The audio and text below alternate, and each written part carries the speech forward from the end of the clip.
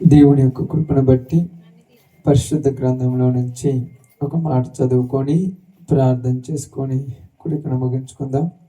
Bible గ్రంథంలో నుంచి దినవృత్తాంతముల మొదటి గ్రంథము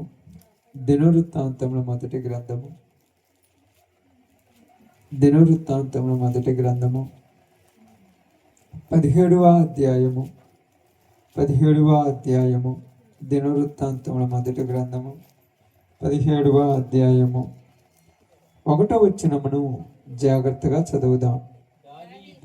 దావీదు తన ఇంట నుండి ప్రవక్త అయిన నాతానుని పిలిపించి, నేను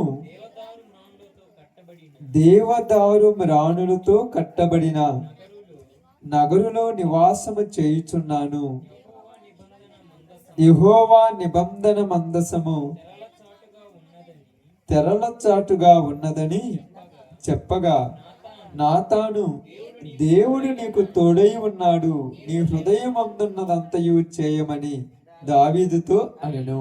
దేవుడి వాక్య భాగం మన మధ్యలో ఆశీర్వదించును గాక. ఆమె. కుడి వచ్చిన అందరికి ప్రభునామములు శుభాలు వందనాలు తెలియచేయుచున్నాను. పరిశుద్ధ గ్రంథంలో ఉన్నటువంటి ఈ సందర్భమును ఒకసారి మనం ఆలోచించి గమనిస్తే, ఇక్కడ చదవబడినటువంటి మాట ఏమిటంటే, దేవుడు దావీదును గొర్రెలు కాసుకునేటువంటి దొడ్డిలో నుంచి బయటకు తీసుకొని వచ్చిన తర్వాత ఆయన ఎదుట యుద్ధములు చేసిన వారందరినీ ఓడించి శత్రువు అనేవాడు లేకుండా అతనికి ప్రతి విషయంలో విజయము చేకూర్చిన తర్వాత దావీదు ఒక స్థితిలోనికి వచ్చాడు, ఒక పొజిషన్లోనికి వచ్చాడు. గొప్ప గొప్ప వాళ్లకు కలిగిన పేరు ప్రఖ్యాతి దేవుడు దావీదుకు అనుగ్రహించాడు. ఇంత పేరు ప్రఖ్యాతి అనుగ్రహించిన తర్వాత దావీదు తన మందిరమును, తన యొక్క నగరమును బాగా కట్టుకొని ఆ నగరములో నివాసము చేయొచ్చు దేవదారు మ్రాణులతో ఉన్నటువంటి తన ఇంటిలో ఉండగా, ఆయన సాయంకాల సమయంలో తన విశ్రాంతి గదిలోనికి వెళ్ళి ప్రశాంతత తీసుకొనటానికి, అతడు నిద్రించటానికి రెడీగా ఉన్నప్పుడు, తన యొక్క మంచం మీద పడుకున్నప్పుడు అతను ఆలోచిస్తూ ఉన్నాడు. ఏమని ఆలోచిస్తున్నాడంటే, నా పరిస్థితి ఎలాంటిది, నేను ఎక్కడ ఉన్నవాడిని, నేను ఏ స్థలములో ఉన్నటువంటి వాడను, నేను ఏ స్థలములో నుంచి ఈ స్థలములోనికి వచ్చాను, అసలు నేను అక్కడ ఆ స్థలములో ఉన్నప్పుడు నా పరిస్థితి వేరు. గుర్రలమ్మటి తిరుగుతూ, ఆ కొండలలో, లోయలలో, ఆ రాళ్ళు రప్పల దగ్గర తిరుగుతూ, కట్టుకోవటానికి సరి అయిన బట్టలు లేక, తినటానికి సక్రమైన ఆహారం లేక, ఉండటానికి సరి అయిన నివాసం లేనటువంటి నన్ను దేవుడు కరుణించి తన కృపచేత, తన మహిమ చేత, తన యొక్క దయచేత నా పట్ల తన కనికరమును చూపించి ఆ యొక్క పరిస్థితిలో నుంచి నన్ను ఈరోజు ఎంత పరిస్థితిలోనికి తీసుకొని వచ్చినాడు. ఎంత పరిస్థితిలోనికి తీసుకొని వచ్చిన నేను దేవునికి ఏదైనా చెయ్యాలి, దేవునికి ఏదైనా చెయ్యాలనేటువంటి ఆలోచన మనిషికి రావటం అనేది గొప్ప విషయం. ఈ రోజుల్లో మనం ఏమనుకుంటామంటే, ఎవరికైనా ఏదైనా చెయ్యాలని ఆలోచిస్తాము, కానీ మన పరిస్థితిని మార్చి, మన స్థితిగతిని మార్చి, మన బ్రతుకులను మార్చినటువంటి దేవునికి ఏదైనా చెయ్యాలన్న ఆలోచన మనలో ఉండదు. ఎందుకు ఉండదంటే, దేవుడు మనిషికి గుర్తులేడు. అది గుర్తుపెట్టుకోవాలి. దేవుడు మనిషికి గుర్తులేడు. ఎందుకంటే దేవుడి గురించి ఆలోచించంత ఓపిక లేదు, దేవుని కోసము నిలబడాలన్నంత తపన లేదు. మన జీవితం మనం ఏదో సాగించుకుంటూ వెళ్ళిపోతూ ఉన్నాము. అలా వెళ్ళిపోతూ ఉన్నప్పుడు ఏ టైంలోనైనా, ఏ సమయంలోనైనా మనము ప్రశాంతంగా కూర్చొని దేవుడి గురించి ఆలోచించేంత తీరిక ఎవరికి లేదు ఇక్కడ. కానీ దావీదు రాజమ్మ, బాగా వినండి, దావీదు రాజు అయినటువంటి ఆయన, ఇశ్రాయేలీయులను పరిపాలిస్తున్నటువంటి ఆయన తన పొజిషన్ గురించి తను ఆలోచించుకుంటున్నాడు. తనను తను ఏం చేసుకుంటున్నాడు? పరిశీలన చేసుకుంటున్నాడు, తన జీవితాన్ని పరీక్షించుకుంటున్నాడు. నా స్థితి ఏంది, ఈరోజు నేనున్న పరిస్థితి ఏంది, నేను ఒకప్పుడు జీవించిన జీవితం ఏంది, ఈరోజు నేను జీవిస్తున్న జీవితం ఏంది. ఒకప్పుడు నేను ఆ యొక్క గొర్రెలు వెంబడి తిరుగుతున్నప్పుడు అంత సద్ది మూట కట్టుకొని భుజాన్ని వేసుకొని అంత బుడ్డిలో నీళ్లు తీసుకొని వాటితోటి పరుగులు తీసుకుంటూ పోతూ పోతూ ఎక్కడో ఒక చోట ఒక చెట్టు కనపడితే చెట్టు కింద గొర్రెలను చూసుకుంటూ ఆదల బాదలుగా నిలబడుతూ పరుగులు తీస్తూ తినాల్సిన తిండి నాది. ఈరోజు నాకు వండటానికి ఒకళ్ళు, వడ్డించడానికి ఒకళ్ళు, నాకు పరిచర్య చేయటానికి ఒకళ్ళు, నాకు పానీయమును అందించడానికి ఒకళ్ళు, ఇవన్నీ ఇంత పొజిషన్లోనికి నాకు వచ్చింది. ఈరోజు నేను నిద్రపోతుంటే విశ్రాంతి తీసుకోవటానికి నాకు ఇంత పెద్ద శుభ్రమైన గది ఉన్నది. నేను ఇలాగా పంచపక్ష పరవాహనాలు తెలుసు. ఇంతగా ఉండటానికి గల కారణం ఏందని ఆలోచిస్తూ ఉన్నాడు. ఎందుకంటే నేను గొప్ప విద్యావంతుడిని కాదు, బాగా నేను విద్యావంతుడిని కాదు, ఏ విషయంలోనూ కూడా నైపుణ్యం కలిగిన వాడిని కాదు. మా అన్న తమ్ములు ముగ్గురున్న పెద్దవాళ్ళు ఉన్నారు. వాళ్ళు ఒకవేళ ఈ పొజిషన్కి వస్తే రావచ్చు. వాళ్ళు యుద్ధంలో ఉన్నటువంటి నైపుణ్యత కలిగిన వాళ్ళు, వాళ్ళు గొప్ప పేరు ప్రఖ్యాతి కలిగిన వాళ్ళు. మా నాన్నకు వాళ్ళ మీద కొద్దిగా ప్రేమ ఎక్కువ ఉన్నది కాబట్టి వాళ్ళని ఆ పొజిషన్లోనికి తెత్తి తేవచ్చు. కానీ నాకు మాత్రము ఏ పరిస్థితి లేదు, ఇంట్లో నాకు కూడా గౌరవం లేదు. ఈరోజు నన్ను దేశానికి ఎంత పెద్ద గొప్పవాణిగా చేసింది ఎవరు అనగానే వెంటనే అతనికి ఊరు గుర్తొచ్చాడమ్మా, దేవుడు. పరిస్థితి మారగానే మనిషి మారాడు. ఏవైపు మారాలి? ఈ పొజిషన్లోనికి నన్ను తీసుకొచ్చింది ఎవరు అని ఆలోచించాలి. ఎంత స్థితిలోనికి నన్ను తీసుకొచ్చింది ఎవరని ఆలోచించాలి. అలా ఆలోచించాల్సిన మనిషే నిజమైన మనిషి. అర్థమవుతుందా? ఎవరైతే అలా ఆలోచిస్తాడో, ఆలోచించిన వ్యక్తి నిజమైన మనిషి. ఆలోచన లేని వాడికి ఏమీ ఉండదు. కాబట్టి అంతగా ఆలోచిస్తున్నటువంటి ఆయన తన మనసులో ఏమనుకుంటున్నాడంటే, నేను దేవదారు మ్రాణులతో కట్టినటువంటి మ్రాణులతో కట్టిన నగరములో నివాసము చేయుచుండగా దేవుని యొక్క మందసము తెరచాటులలో ఉండటము అంటే ఉన్నదని చెప్పాలే, తెరచాటులలో ఉండటము దావీదు మనసుకు నచ్చల. దేవుని మందస్సము గుడారాలలో ఉండటానికి దావీదు మనసు నచ్చల. ఎందుకంటే నన్ను ఈ పొజిషన్లోనికి తెచ్చిన నేను మాత్రం ఎలా ఉన్నాను, నన్ను తీసుకొచ్చిన ఆయన మందస్సం మాత్రం ఆ గుడారాలలో పడిపోయింది. నేను బాధపడతాను. ఈ రోజు నాకు లక్షలు వచ్చి ఉంటాయి, కోట్లు వచ్చి ఉంటాయి, ఐశ్వర్యం వచ్చి ఉంటుంది, మంచి ఆరోగ్యం వచ్చి ఉంటుంది, మంచిగా భార్య వచ్చి ఉంటుంది, పిల్ల పాపలు వచ్చి ఉంటారు, మంచి భర్త వచ్చి ఉంటారు, మంచి ఉద్యోగం వచ్చి ఉంటుంది, మంచి పొజిషన్ వచ్చింది. ఇప్పుడు నేను పొజిషన్లోనికి వచ్చాను కాబట్టి నేను విర్రవేయకూడదు. నన్ను ఈ పొజిషన్లోనికి తీసుకొచ్చినటువంటి దేవుడు ఎలా ఉన్నాడని ఆలోచించాను. అది మానవత్వం, కృతజ్ఞత కలిగిన మనసు. ఆలోచించినప్పుడు ఆ మందస్సము గుడారము తెరచాటులో ఉండటం. తెర అంటే తెలుసుగా, గుడారాలు తెలుసు కదా. ఒక పట్ట తీసుకొచ్చి దాన్ని అట్టేసి, మీరు అప్పుడప్పుడు పొలాలు చేస్తారు కదా, అట్టేసి దాన్ని లోపల పెట్టేసి మీ పాటికి మీరు ఎల్లపాటికి వచ్చేసి వెళ్ళిపోతారు. అంటే ఎందుకయ్యా ఈ పాక వేసుకున్నామంటే ఎండ వచ్చినప్పుడు నిద్రపోవటానికి అంతే. అవసరం వచ్చినప్పుడు పోవటము, ఆడ కూర్చోవటము, అవసరం తీరినాక వచ్చేయటము. అలాగే అనుకున్నాడు దావీదు కూడా. అవసరం ఉన్నప్పుడు దేవుణ్ణి ఆడుకొని అవసరం తీరిపోయిన తర్వాత దేవుని పక్కనేస్తున్నానేమో, నా ఎంత దౌర్భాగ్యుడు ఎవరు లేడేమో, నా ఎంత పనికి రానిటువంటి పరమ దరిద్రుడు ఎవరు లేడేమో దావీదు తనతో తను అనుకుంటున్నాడు. పక్కన మళ్ళీ అన్నట్ల తనతో తను అనుకుంటున్న దావీదు అనుకున్నాడు, వెంటనే నేను దేవునికి మందిరం కట్టించాలనుకున్నాడు. ఇప్పుడు నేను ఆలోచించిన ఆలోచన బాగానే ఉంది, ఇతని యొక్క ఉద్దేశం బాగానే ఉంది. వెంటనే నేను దేవునికి మందిరం కట్టియాలి అని తీర్మానం తీసుకొని అక్కడ చదివినట్టు మనం చూస్తే, ఆ రాత్రి చూడండి, ఆ తీర్మానం తీసుకొని నాతాను దగ్గరికి వెళ్ళి అంటున్నాడు, నాతాను నేను దేవునికి మందిరం కట్టించాలనుకుంటున్నాను. ఎవరికి? దేవునికి మందిరం కట్టించాలనుకుంటున్నాను. కానీ నాతాను ప్రవక్త ఒక మాట అంటున్నాడు. ఏమంటున్నారు తెలుసా? నీ మనస్సుకు ఏది నచ్చితే అది చెయ్యి. నీ మనసుకు నచ్చింది చేయమన్నాడు. ఇప్పుడు దావీదు మనసుకు మందిరము కట్టించాలని ఉందా, కట్టించకూడదని ఉందా? కట్టించాలని ఉంది. వెంటనే నీ మనసుకు నచ్చింది చేయమనగానే వెంటనే ఆ రాత్రి నాతాను ప్రవక్త దగ్గరికి దేవుని యొక్క దూత వచ్చి నాతానుతో ఏమని చెప్తున్నాడంటే, నాతాను, నువ్వు దావీదు దగ్గరికి వెళ్ళి ఇలాగ చెప్పవలను. ఏమంటున్నాడు?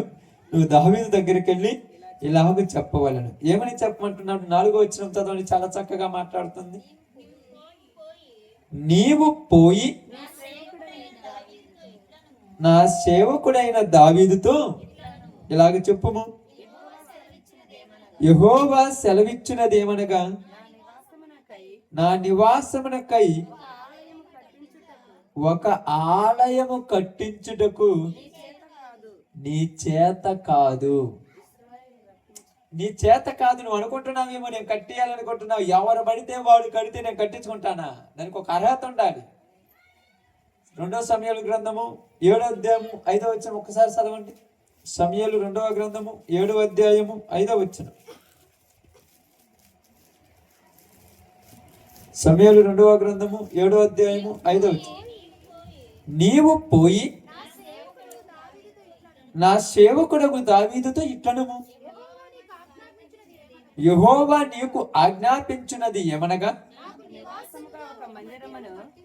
నాకు నివాసముగా ఒక మందిరమును కట్టించుదువా అని ప్రశ్నేస్తున్నాడు. నీ మనసులో నువ్వు ఏది పడితే అది అనుకుంటే కుదరదు. ఎక్కడ నువ్వు అనుకున్నది నెరవేరాలంటే దానికి నీకేముండాలి? అర్హత ఉండాలి. మనం అంటాం, ప్రపంచంలో ఉన్న వాళ్ళందరూ వచ్చి ప్రార్థనలో కూర్చుంటే బాగుండు అనుకుంటావు. అర్హత ఉండాలి ఇక్కడికి రావాలంటే. వరకొరుకుంది అనుకున్నావా? ఒక అర్హత లేని తీసుకొచ్చి కూర్చోబెట్టినా ఉండడం. అవునా కాదా? మీరు ఇప్పుడు ఎవరైనా ఉన్నారు అనుకోండి, రేపు ఇంటర్మీడియట్, రేపు డిగ్రీ వస్తుంది, 10th అయిపోయినాక ఇంటర్మీడియట్ వస్తుంది కదా. ఇంటర్మీడియట్లో పోయేసి కాలేజీల దగ్గర పోయి మా అబ్బాయి కాలేజీలో చేరతానని పోతే అమ్మాయిని తెసిపోయి ఆడ కూర్చోబెడితే వెంటనే ఏమంటారు తెలుసా? సర్టిఫికేట్స్ ఏవని అడుగుతారు. సర్టిఫికేట్ అంటే మా అమ్మాయి 10 అయిపోయింది, 18 పోయిన సంవత్సరం, ఈ సంవత్సరం ఇంటర్మీడియట్ 10 అయిపోయింది, నేను కాదనట్లా. పాస్ అయినట్టు సర్టిఫికేట్ ఉంచాలి. ఆ సర్టిఫికేట్ చూపించమంటే మాకు తెలియకపోతే నీకు అర్హత లేదు. నీకు అర్హత ఉండాలంటే నువ్వు పాస్ కావాలి. దేవుడు పెట్టిన పరీక్షలు నీకు అర్హత ఉండాలంటే దేవుడు పెట్టినటువంటి ఒక పరీక్ష ఉంది. ఆ పరీక్ష నువ్వు పాస్ కావాలి. పాస్ కాకపోతే నువ్వు అర్హత లేనివాడివే అంటున్నాడు. నాకు నువ్వు మందిరం కట్టిస్తావా? అసలు నా రేంజ్ ఏంది, నీ రేంజ్ ఏంది? నా లెవెల్ ఏంది, నీ లెవెల్ ఏంది? అయితే దావీదు ఎలాంటాడు? దేవుడికి ఇష్టానుసారుడైన కుమారుడైన దావీదుతో అంటున్నాడు, నాకు మందిరము కట్టించడం నీ చేత కాదు. ఎందుకు కాదు? దావీదు దగ్గర డబ్బులు ఇవ్వా? ఇప్పుడు చెప్పాలి. డబ్బులు ఇవ్వక, బంగారం లేదా, వజ్ర వైడూర్యాలు ఇవ్వా, ఆస్తి ఐశ్వర్యం లేదా? మరి ఎందుకు చేత కాదు? అర్హత లేదు నీకు. ఎందుకు అర్హత లేదయ్యా?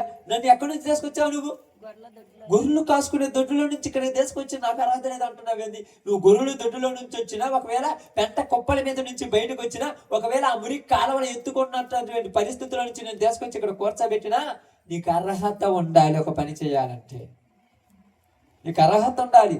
అర్హత అనగా అర్థం ఏంటంటే, అర్హత కలిగినోడు ఆ పని చేస్తారు, అర్హత లేనివాడు పని చేయడానికి లేదు. ఇప్పుడు మనం పోయేసి నేను నెలకు 10 లక్షలు కడతాను, సంవత్సరానికి 10 లక్షలు కడతాను, ఎవరు కట్టనంత ఫీజు కడతాను, మా అబ్బాయిని ఎమ్మటే కాలేజీలో జాయిన్ చేసుకోమంటే, నువ్వు 10 లక్షలు కట్టినా, 50 లక్షలు కట్టినా, నీ దగ్గర ₹1 కోటి కట్టినా 10 అయినట్టు, 10 పాస్ అయినట్టు సర్టిఫికేట్ కావాలి. అప్పుడే జాయిన్ చేసుకుంటాను. సర్టిఫికేట్ లేకపోతే నువ్వు ఎంత చదువుకున్నా కూడా, ఎంత చేసినా కూడా సర్టిఫికేట్ లేకపోతే జాయిన్ అవుతున్నా. కాలేజీలు తీసుకోరు. ఎందుకంటే ఒక టైం వచ్చినప్పుడు కాలేజీ యొక్క ఒక వెబ్సైట్ ఉంటుంది. ఆ వెబ్సైట్లో ఇంటర్మీడియట్ ఎగ్జామ్స్ కొరకు ప్రిపేర్ అయ్యేటప్పుడు 10th క్లాస్ మార్క్ లిస్ట్ అనేది దాంట్లో ఇన్సర్ట్ చేయాలి. అది ఎప్పుడైతే 10th క్లాస్ మార్క్ లిస్ట్ దాంట్లో ఇన్సర్ట్ చేస్తామో, ఆ ఇన్సర్ట్ చేసినప్పుడు అది తీసుకొని ఇంటర్మీడియట్ హాల్ టికెట్ అదేం చేస్తుందంటే రిలీజ్ చేస్తుంది. బోర్డు అనేది పైన ఒక బోర్డు ఉంటుంది. ఆ సర్టిఫికేట్ పెట్టుకొని నువ్వు అన్ని ₹2000 నోట్లు, లేకపోతే ₹500 నోట్లు, ₹500 నోట్లు కట్టలు పెట్టినా అది బయటకు రాదు. అర్హత. దేవుని మందిరము కట్టాలంటే దావీదుకి ఏముండాలి? అర్హత. కానీ దావీదుని దేవుడు ఏమంటున్నాడు? నీ చేత కాదన్నాడు. నా చేత కాదా? ఇప్పుడు కోపం వస్తుందా రాదా? నా చేత కాదంటే అప్పుడప్పుడు మనం అంటాం, ప్రార్థన చేయమంటే నాకు చేయాలని ఒక కోరిక ఉంది. చాలా మంది అంటారు నీ చేత కాదని. ఎందుకు నీ చేత కాదది? దేవుడు ఏర్పరచుకోవాలి. అది ఒక తొందర ఉందా? ఒక తపన ఉందా? ఒక ఆశ ఉందా? ఒక ఆసక్తి ఉందా? దావీదుకు ఒక ఆశ ఉంది, ఆసక్తి ఉంది, తపన ఉంది. పోయి పడుకుంటే నిద్ర పడుతుందా? పడుకుంటే నిద్ర పట్టుందా? నిద్రే పట్టట్లేదు. ఎందుకంటే చూడండి అక్కడ 17వ అధ్యాయంలో ఏం చెప్తున్నాడు? 17వ అధ్యాయం కిందికి వచ్చిన తర్వాత 8వ వచనం ఒకసారి చూద్దాం. 7 నుంచి చదవండి. 7 నుంచి. కావున నీవు నా సేవకుడైన దావీదుతో చెప్పవలసినది ఏమనగా, సైన్యములకు అధిపతియగు యెహోవా ఈ ప్రకారము సెలవించుచున్నాడు, నీవు నా జనులైన ఇజ్రాయేలీయుల మీద అధిపతివై ఉండునట్లు గొర్రెల వెంబడి తిరుగుచున్న నిన్ను గొర్రెల దొడ్డులో తీసుకొని నీవు వెళ్ళిన చోటల్లా నీకు తోడుగా ఉండి నిన్ను ద్వేషించిన వారిని నీ ముందర నిలబడనీయక నిర్మూలన చేసి తిని లోకములోని గనులకు కలిగి ఉన్న పేరు వంటి పేరు నీకు కలుగ చేయుదును. అంటే నీకు ఎంత గొప్ప పేరు ఇచ్చాను, ప్రఖ్యాతి ఇచ్చాను, మంచి ఘనతనిచ్చాను, విలువనిచ్చాను, నీకు గొప్పగా చేశాను. ఇన్ని చేసినా నీకేమి లేదంట? మందిరము కట్టే అర్హత లేదు. మందిరము కట్టడానికి కూడా అర్హత కావాలా? బాగా ఆలోచించండి. మందిరం కట్టడానికి అర్హత కావాలమ్మా? మందిరము కట్టడానికి అర్హత కావాలి. ఇంకా దేనికి అర్హత అవసరం లేదు.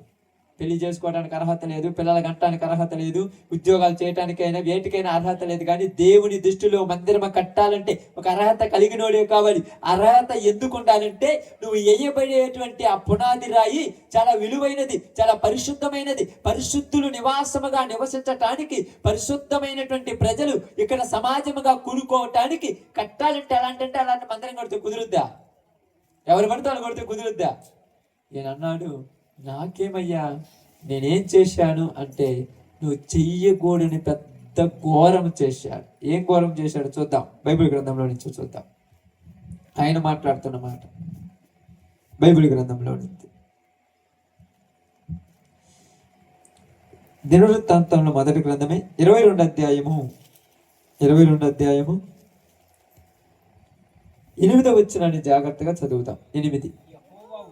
యెహోవా వాక్కు నాకు ప్రత్యక్షమై ఇలాగు సెలవిచ్చెను, నీవు విస్తారముగా రక్తము ఒలికించి గొప్ప యుద్ధములు జరిగించిన వాడవు. నీవు నా నామమునకు మందిరమును కట్టించకూడదు. నా సన్నిధిని నీవు విస్తారముగా రక్తము నేల మీద ఓర్చితివి. చాలు.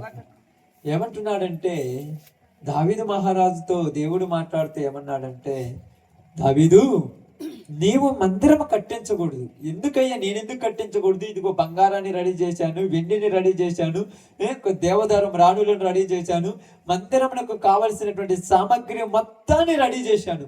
మరి నేనెందుకు కట్టించకూడదు? నీవు నీ జీవితంలో యుద్ధములు చేసి అనేక మందిని చంపి వాళ్ళ రక్తాన్ని నేల మీద ఒలికింప చేసావు గనుక, నీ చేతులు రక్తముతో నిండి ఉన్నవు గనుక నువ్వు మందిరం కట్టకూడదు. అంతే.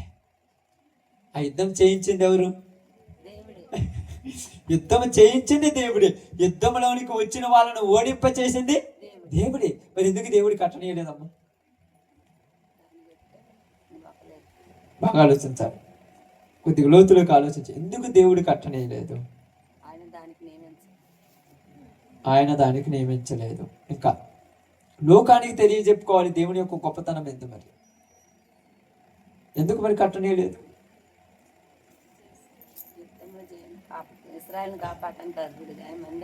బాగా ఆలోచించాలి, బాగా ఆలోచించాలి. ఎందుకు కట్టనీయలేదంటే తర్వాత రాబోతున్న తరాలలో ఉన్నటువంటి జనులు మీ దేవుడు పరిశుద్ధుడు కదా, పరిశుద్ధమైనటువంటి దేవుడు అనేక మందిని చంపిన వాడి చేత మందిరాన్ని కట్టించుకున్నాడు, అసలు దేవుడేనా అని అంటారేమో. అందువల్ల పుట్టినటువంటి పుట్టుకలో కూడా ఏలాంటి ఇబ్బంది లేకుండా బత్షెబాకు దావీదుకు కలిగినటువంటి సంతానమైనటువంటి సొలొమోనును, మొదటి సంతానమైనటువంటి ఆ సంతానాన్ని చంపించేసి తర్వాత అర్హత ప్రకారం సొలొమోను బత్షెబాను వివాహం చేసుకున్న తర్వాత అందరికీ ఇష్టపూర్వకంగా దేవుడి ఇష్టానుసారంగా జరిగిన తర్వాత పుట్టినటువంటి కుమారుడైన సొలొమోనును అక్కడ పుట్టించి చిన్న వయసు నుంచే జ్ఞానములోను వృద్ధిలోను వివేకంలోను గొప్పవాడిగా చేసి అతని చేతి ద్వారా, అతని మాట ద్వారా, అతని క్రియల ద్వారా ఏ పాపమును చెయ్యనీయకుండా అతని ప్రత్యేకంగా ఏర్పరచుకున్నాడు.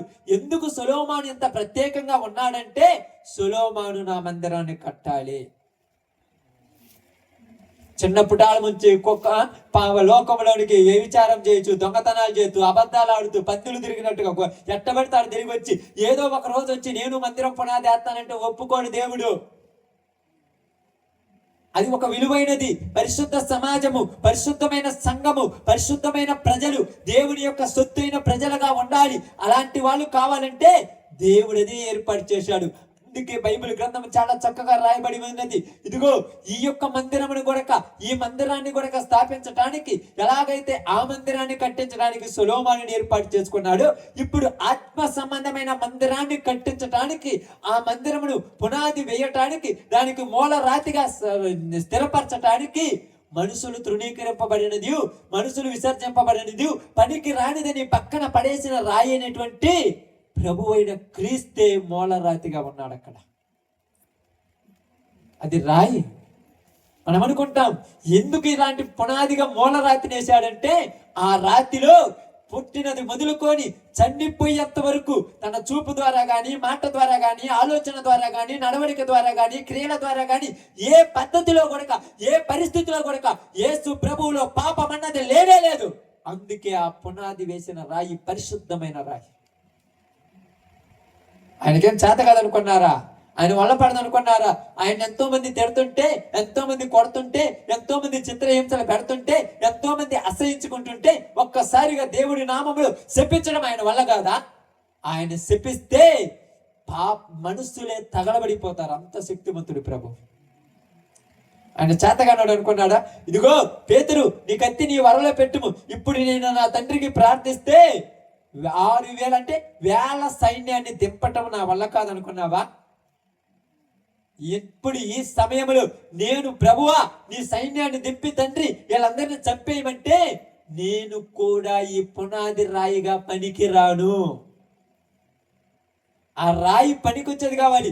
దావీదు యుద్ధం చేయలేదా? దావీదు గొప్పవాడు కాదా? బైబిల్ గ్రంథంలో దావీదు గురించి రాయబడింది. ఏం రాయబడిందంటే ఇదిగో ఉరియా భార్య అయిన బత్షెబా విషయంలో తప్ప దావీదు అంతటి యథార్థవంతుడు ఒకడునూ లేడని రాయబడి. కానీ అంత గొప్పవాణిలో నుంచే ఎందుకు మరి మందిరం పునాది ఏమీ లేదంటే మనందరం ఏమంటాం తెలుసా? గొప్ప దేవుడైతే ఆ పునాది వేపించుకోవటానికి యుద్ధాలు చేసి అనేక మందిని చంపించునోని తెచ్చుకున్నాడు. మీ దేవుడు చేతగానోడని అంటారని. ప్రారంభం నుంచి ముగించే వరకు సమస్తమును కాలమును ఎరిగిన వాడు ఏమన్నాడు?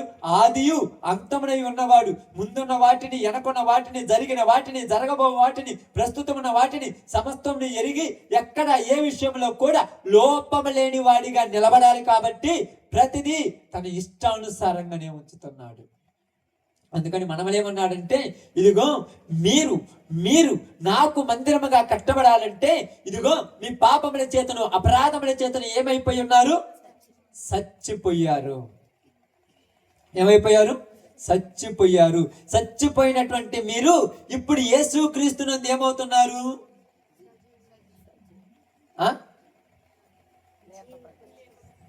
జీవింపబడుతున్నాము, లేపబడుతున్నాము, ఇంకా పునరుత్థానపడుతున్నాము, పరిశుద్ధం అవుతున్నాము, ఇంకా కట్టబడుతున్నాము, నిలబెట్టబడుతున్నాము. బైబిల్ గ్రంథంలో నుంచి మనం చదివిన వాక్యం ఇప్పుడు వారంలో చెప్పాను, మీకు గుర్తుందో లేదు? ఏందమ్మా? కరెక్టే. రాయబడిన అంటే ఏంది? ఆయన చూడండి, ఆయన తన వాక్యము ద్వారా మనమలని మరలా ఏం చేశాడంట?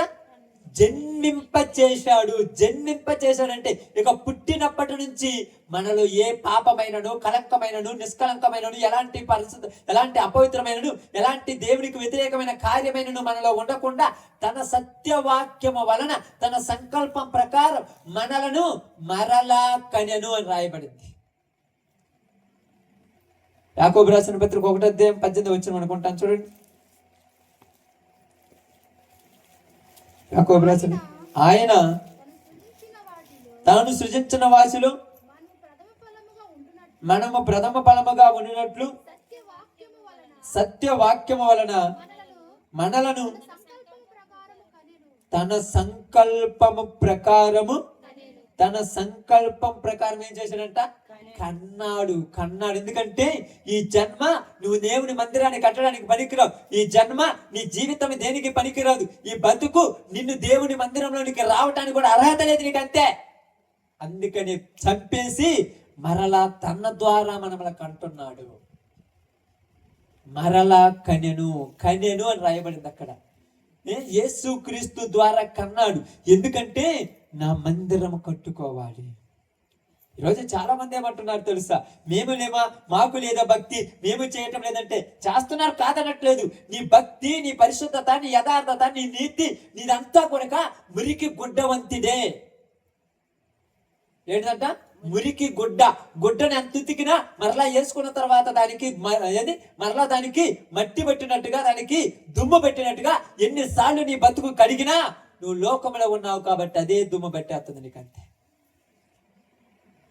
నువ్వు ఎన్నిసార్లునంతే. ఏమన్నా చూడండి, ఒక్కసారి మనం దేవుని నమ్మిన తర్వాత నీ జీవితంలోనైనా నా జీవితంలోనైనా ఇది చేయకూడదు అనుకున్న తర్వాత మరలా నువ్వు చేస్తున్నావంటే నువ్వు ఇంకా యేసు ప్రభులోనికి రాలా.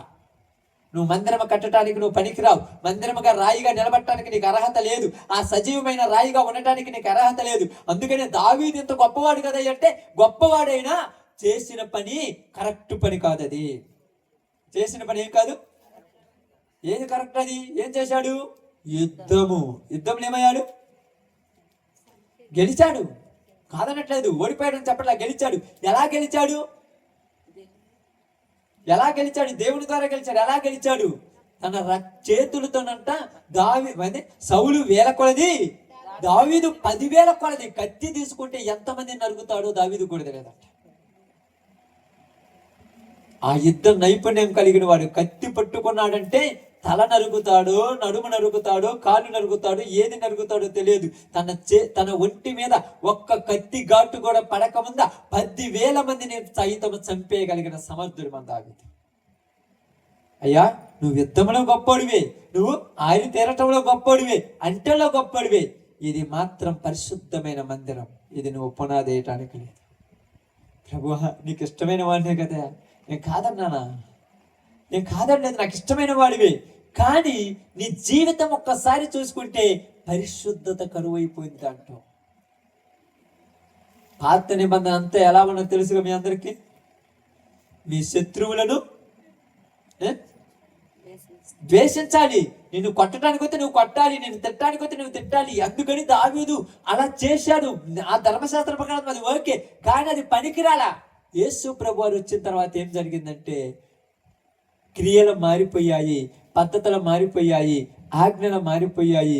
ఇప్పుడు మనం కూడా ఏం చేస్తున్నాం? చాలా మంది ఏం చేస్తున్నాం తెలుసా? అందరి మీద లేనిపోయిన అబద్ధాలు మాట్లాడుతూ, దొంగతనాలు చేస్తూ, యుద్ధాలు చేస్తూ, గొడవలు పెట్టుకుంటూ, తప్పుడు మాటలు బోధిస్తూ అన్ని చేసుకుంటూ మరలా నేను మందిరాన్ని కడతానంటే దావీదు వలే ఉన్నారు వీళ్ళు కూడా వాళ్ళ మనసులలో. దావీదు చేసింది మంచి పనులే, యుద్ధాలు చేశాడు, వాళ్ళకి మంచి పనులే, ఇశ్రాయేలుకు విజయం చేకూర్చాలని. ఇప్పుడు చాలా మంది ఏం చేస్తున్నారు? అక్రమాలు, అన్యాయాలు, పాపాలు, లేనిపోయిందంతా కట్టుకుంటున్నారు. ఇప్పుడు వీళ్ళు ఏమంటున్నారంటే దేవునికి మందిరం నేను కట్టాలనుకుంటున్నారు. నువ్వు అనుకుంటే కుదరదు, ఆయన అనుకోవాలి. ఇప్పుడు దావీదు మనసులో అనుకున్నాడా లేదా? నన్ను ఏ పరిస్థితిలో నుంచి అంతగా తీసుకొచ్చాడు, నన్ను ఎంత పొజిషన్లో నీకు తీసుకొచ్చాడు, నన్ను ఎంత గొప్పగా చేశాడు, నాకు ఎంత గొప్ప విలువనిచ్చాడు. అయ్యో, నా దేవునికి నేను ఇలాంటి మందిరం కట్టేయాలి. నా దేవుని మందసం బాగానే, నా దేవుని మందసము తెరసాటులు ఉన్నది, నేను చెప్తుంది దేవదారం రానున్నటువంటి నగరంలో ఉన్నాను. ఇప్పుడు నాకు కుదరదు, నేను వెళ్ళేసి నా దేవునికి మందిరం కట్టాలని ఆలోచన కలిగి వెంటనే ఎవరి దగ్గరికి వెళ్ళాడు? ప్రవక్త దగ్గర పోయి నేను ఎమ్మటే కడతానంటే ప్రవక్త కూడా ఏం తెలుసు? అమ్మో మంచి ఆలోచన మంచిదే కదా, చెడ్డదేం కాదుగా. అయితే నీ మనసుకి ఏది నచ్చుద్దో అది చేయమన్నాడు. వెంటనే దేవుడికి వచ్చాడు నాతాన్ దగ్గరికి. ఏంది ఆడేదో ఇస్తానంటే నేను తీసుకుంటాను అనుకుంటున్నావు, అవసరం లేదు, వెళ్ళి ఎమ్మటే చెప్పా, నువ్వు మందిరము కట్టడానికి నీకు అర్హత లేదని చెప్పాను. 4వ వచనంలో అదే చెప్పాడు, నువ్వు మందిరము చూడండి అక్కడ ఏం రాయబడిందో.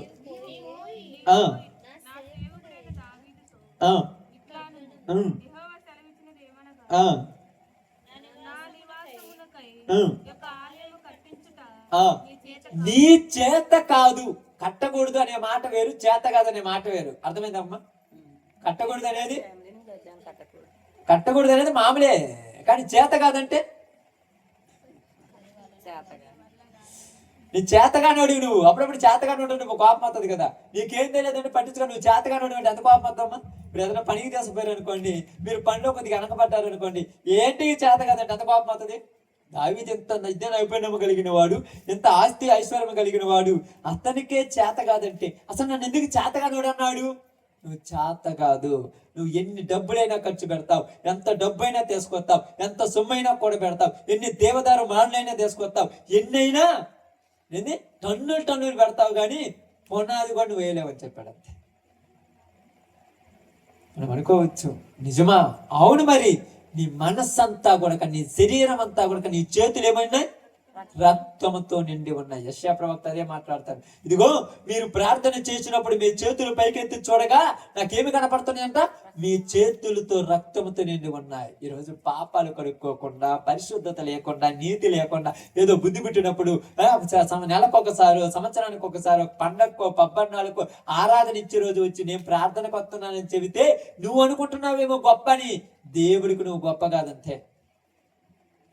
వేల మంది ఉండొచ్చు, నీకు మంచి పేరు ఉండొచ్చు, మంచి ప్రఖ్యాతి ఉండొచ్చు, నీకు ఇలువ ఉండొచ్చు, నీ దగ్గర కోట్ల మంది వచ్చి కూర్చోవచ్చు, కానీ నీ మనసులో నువ్వు గొప్పేమో, దేవుడికి నువ్వు గొప్ప కాదు. ఎంత సొమ్ము కూడా పెట్టాడు తెలుసా దావీదు? ఎంత దేవదారం రాణులు కానీ ఎంత అసలు చెప్పటానికి వీలు కానంత కూడబెట్టి రెడీ చేసి పెట్టి రేపు పొద్దున పునాది వేస్తానంటే ఏడ నువ్వు వేసేది? ఎక్కడ వేస్తాడు? నీ వల్ల అవుద్దా? నీ మనస్సంతా బాగానే ఉందని నువ్వు అనుకుంటున్నావు, చెడిపోయావు నా దృష్టిలో. ఈరోజు నీ పరిస్థితి ఎలా ఉంది? ఈరోజు నీ స్థితి ఎలా ఉంది? చాలా మంది అంటారు నేను ఉన్నదంతా దేవునికి ఇచ్చేస్తాను. నువ్వు ఎంత ఇచ్చినా నువ్వు కావాలి దేవుడికి. ఆడ దేవదారు మానులతో, బంగారంతో, వస్త్ర వైడూర్యాలతో, ఆస్తి ఐశ్వర్యంతో సంపాదిద్దామనుకున్నాడు దావీదు. నీ సంపద ఎవరికి కావాలి? ఎవరికి కావాలి? నీ వెండి నీతో కూడా నశించుగాక. ఎవరితో అన్నాడు తెలుసా? ఎవరికైనా గుర్తు?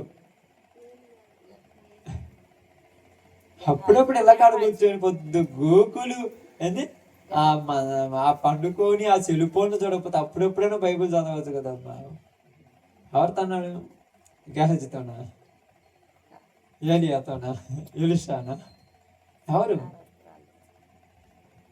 పేతురు, యోహానులు ఆ ప్రాంతంలోనికి పోయి వాళ్ళ చేత అనేకమైన అద్భుత కార్యములు జరుగుతూ వాళ్ళు ప్రార్థన చేయగా పరిశుద్ధాత్మ వాళ్ళ మీద కురిపించబడినప్పుడు గారడీ చేసేటువంటి సీమోను వచ్చి నీ ఎదుట ద్రవ్యం పెట్టి నేను కూడా ఎవరిపై చేతులుంచితే వాళ్ళ మీదకి పరిశుద్ధాత్మ వరం వచ్చేటట్టుగా ఆ వరం నాకు ఇవ్వమంటే, నీ వెండి నీతో కూడా నశించును, నీ బంగారం నీతో కూడా నశించును, నీ హృదయం దేవుని ఎదుట సరి అయినదిగా లేదు. రకంగా అనుకుంటున్నారు మీరు, ఏదో ఆలోచిస్తుంటే ఏదని అనుకుంటున్నారా? ఆలోచించాలి. ఇది పనికి నువ్వు కొనలేవు. బంగారంతో, వజ్ర వైడూర్యాలతో, ఆస్తి ఐశ్వర్యాలతో ₹1,000 వారానికి నెలకు నీ కానుకలు తెచ్చి కొనలేవు. కొంటారా? కొనటానికి ఇదేమన్నా అంగట్లో వస్తువు అనుకున్నారా? నకిలీ చూసి వస్తే ఇప్పుడంతా గ్రామం 1,60,000 ఉందంటే, తులం 1,60,000 ఉందంటే అవసరమైతే 10 తులాలు పెట్టి కొనేస్తాం. 16 లక్షలు అవుతుంది, ఏమవుద్ది అనుకుంటాం. నువ్వు ₹1,00,00,000 పెట్టినా కొనలేవు ఆయన పరిశుద్ధత. కొనలేవు, నీ వల్ల కాదు. మరి కొనాలంటే ఏముండాలి? నీవే నీవే పరిశుద్ధుడిగా మారాలి. అన్ని రెడీ చేసిన తర్వాత దావీదు దగ్గరికి వచ్చి, ఇప్పుడు చూడండి, రాజుల మొదటి గ్రంథం 5వ అధ్యాయము 3వ వచనం ఒకసారి చదువుదాం. రాజుల మొదటి గ్రంథం 5వ అధ్యాయము 3వ వచనం ఒక్కసారి చదవండి. నా తండ్రి అయిన దావీదు శత్రువులను అతని పాదముల కింద అణచు వరకు అన్ని వైపులను యుద్ధములు అతనికి కలిగి ఉండెను. తన దేవుడైన యెహోవా నామ ఘనతకు అతను మందిరము కట్టింప వీలు లేకపోయనన్న సంగతి నీవు ఎరుగుదువు. సొలొమోను చెప్తున్నాడు, నా తండ్రి చేత యుద్ధాలు చేయించాడు. యుద్ధాలలో నా తండ్రి ఏమయ్యాడు యుద్ధాలలో? గెలిచాడు. ఓడిపోయాడా? గెలిచాడు. గెలిచినటువంటి నా తండ్రి మందిరము కట్టాలనుకుంటే వద్దు అని దేవుడే చెప్పాడు. అందుకొరక ఇప్పుడు నేను మందిరాన్ని స్థాపిస్తున్నాను అన్నాడు. సొలొమోను ఏం చేయలే. బంగారం సంపాయిలా, ఆస్తి సంపాయిలా, ఐశ్వర్యం సంపాయిలా, తెలివి చేత జ్ఞానము చేత దేవునికి ఎలా ఉన్నాడంట? వినయ విధేయతను కలిగి జీవించాడంతే. మొత్తం రెడీ చేసి పెట్టాడమ్మా బంగారం అన్ని దావీదు రెడీ చేసి పెట్టారు. చుట్టుపక్కల ఉన్నటువంటి దేశస్తులందరూ కూడా వాళ్ళ దగ్గర ఉన్నటువంటి ఒంటెల మీద, ఏనుగుల మీద, రథముల మీద అవన్నీ తీసుకొచ్చి ఇచ్చారంట, తోలుకారు ఇచ్చారంట యెరూషలేములోనికి. తోలుకొచ్చిన తర్వాత ఆ మందిరముకు పునాది వేయాల్సింది ఇంతమంది ఉన్నా ఎవరు వేయాలి? సొలొమోను పోయి వేయాలి, ప్రారంభించాలి. ఆ సొలొమోను ప్రారంభించినప్పుడు దేవుడు అంటున్నాడు, సొలొమోను యుద్ధములు ఏమీ చెయ్యలేదు. ఆమేన్. ఎందుక 9:30 కూడా కాలేదు, నిద్రవుతుంది. చల్లటి గాలికి అయితే రేపు వారం చర్చలు పెట్టుకుందాం. అక్కడ మీరు కాదులకు నిద్రపోయేవాళ్ళు అంటున్నారు పాపం. బాగానండి. కాబట్టి ఇక్కడ మనకు దేవుడు చెప్తున్న మాట ఏంటంటే, ఎంత సిద్ధం చేపించినటువంటి దావీదు చేత పునాది వేయించుంటే చరిత్రలో పేరు నిలబడిపోయేది దావీదు.